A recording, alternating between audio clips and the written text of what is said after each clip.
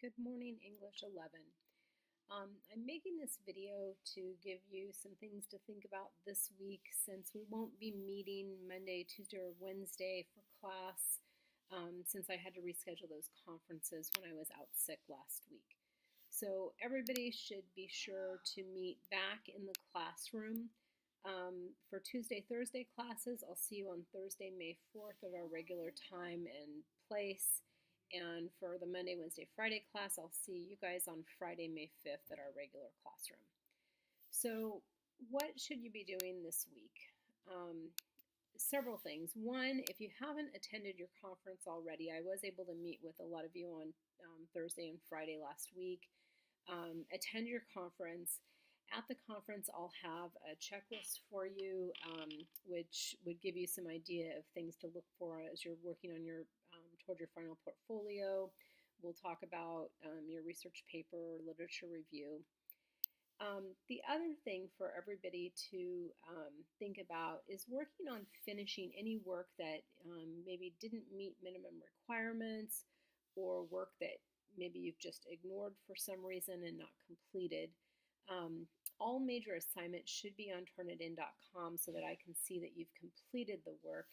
Probably the exceptions to that would be any work that we did on Google, like the partner event review, or if you did a partner bibliography, but those you've shared with me and I have record that you completed them.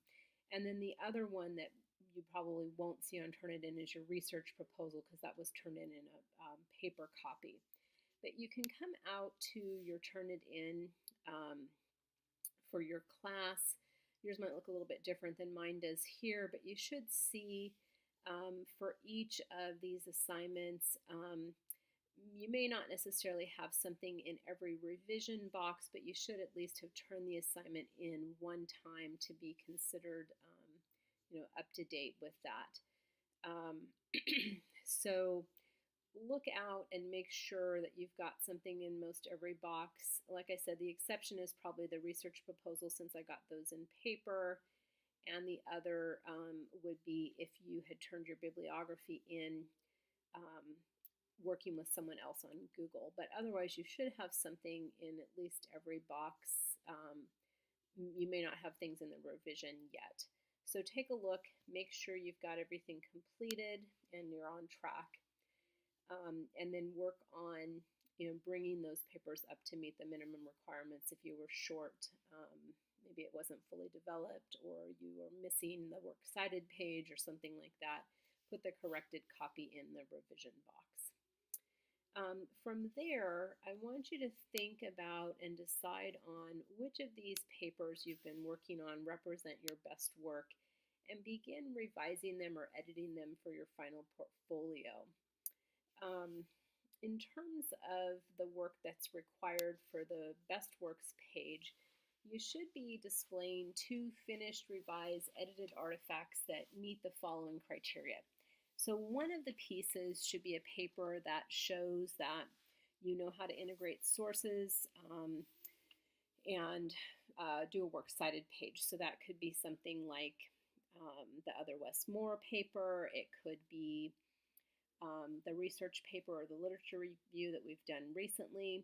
You could even go back to the first essay that we did where you analyzed your writing. If you incorporated information from one of the sources we read, like Lamont or Roberts or something like that, you could make sure your in-text citations are correct and attach a works cited page if you feel like that paper is one of your better ones. So think about that. And then the other piece of writing really could be any major piece of writing, as long as it's at least 500 words and it's something that you feel like you're proud of and it reflects your best writing. So again, for that, you could go back and look at Turnitin and say, okay, which of these do I feel most confident with and feel like I want to put a little more work into in terms of revising and editing for the final portfolio. So once you've done that, then I would say the other task to focus on is updating, revising, or editing your portfolio.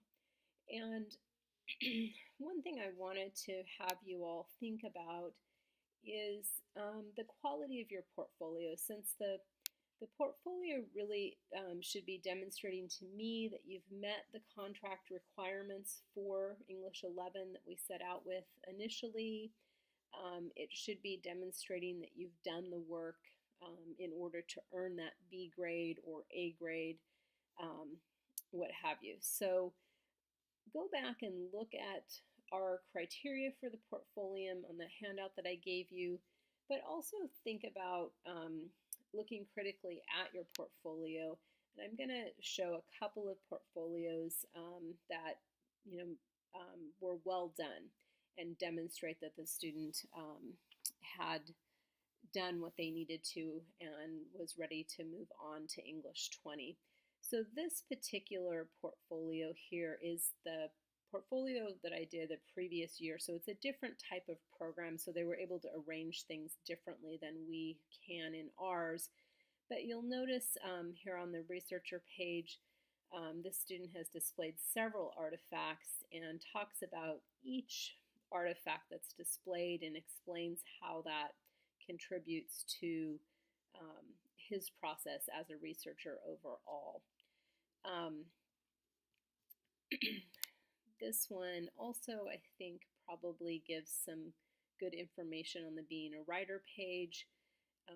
We've got a progression of drafts for one essay, the first essay, and then also a progression of drafts for the second essay.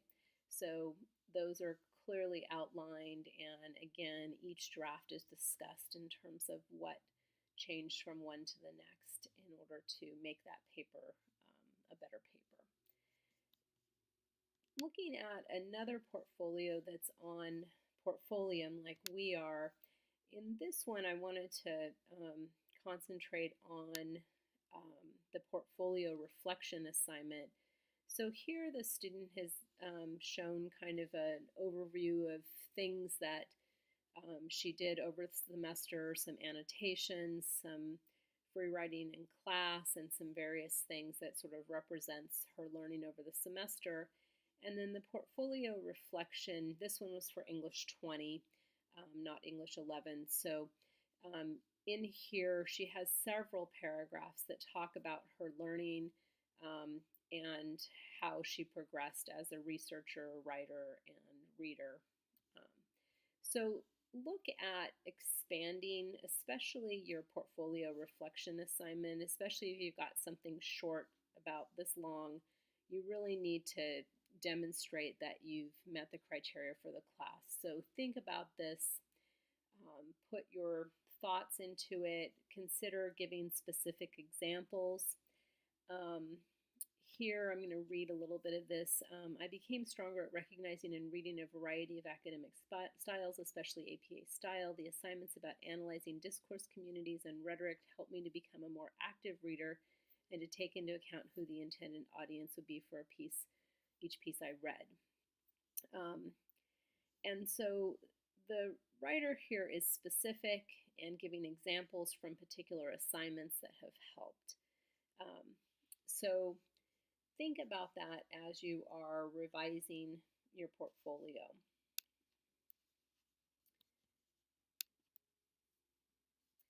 So next week, I decided that I would cancel the portfolio presentations.